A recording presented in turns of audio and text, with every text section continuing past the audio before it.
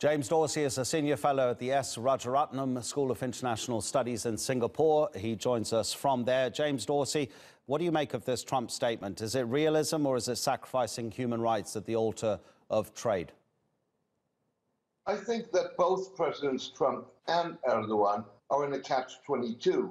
They both are having to deal with, if proven that Jamal Khashoggi was killed within the consulate, they're going to have to deal in a punitive way with that, but at the same time, they are trying to preserve relations, and particularly economic relations.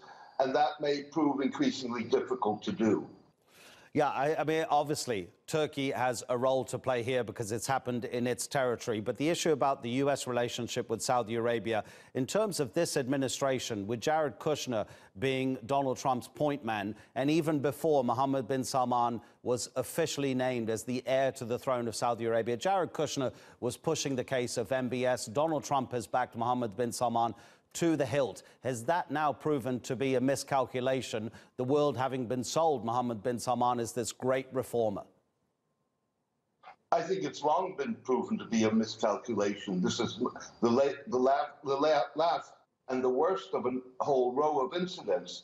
The problem for President Trump is, and also for Jared Kushner, that they may no longer be the real drivers in this.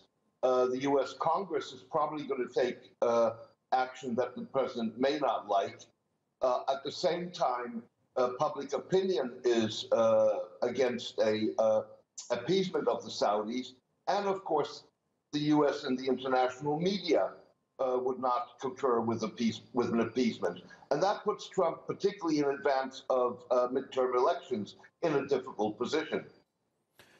Do you think possibly this may, in some way, mark the beginning of possibly the end of Mohammed bin Salman even being the heir to the throne? Is it possible that the King of Saudi Arabia might see, as this continues to develop into further and further opprobrium against Saudi Arabia, and as you say, nothing's proven, but the fact is the Saudis haven't provided any evidence that Jamal Khashoggi is safe, could the opprobrium lead to Mohammed bin Salman even losing his position as heir to the throne? I think one's got to be careful with jumping to conclusions.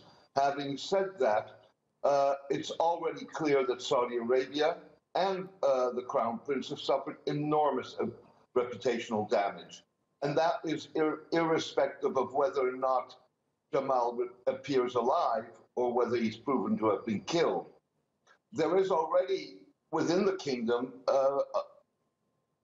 the Crown Prince's opponents, senior members of the ruling family, who are saying to the king, this can't go on this way. We're suffering enormous damage.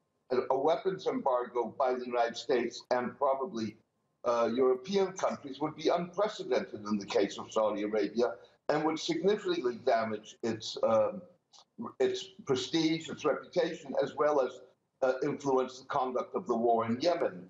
Now, will this all lead to a change in the power structure?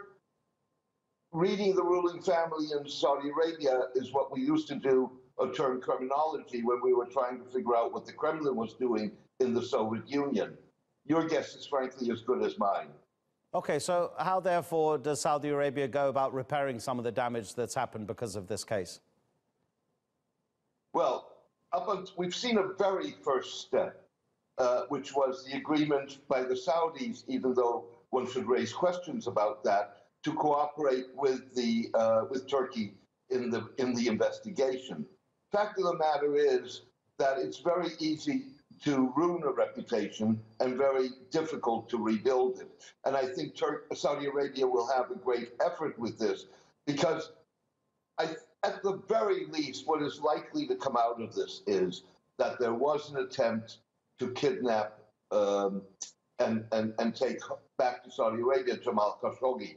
That in itself would be a violation of international law, of Turkish laws, and an unacceptable diplomatic practice, particularly because this was happening within the diplomatic mission of Saudi Arabia in Istanbul. So I think the Saudis are going to find this one very hard to, over the short term, to repair. James Dorsey, you know we always appreciate your contribution. Thank you very much indeed.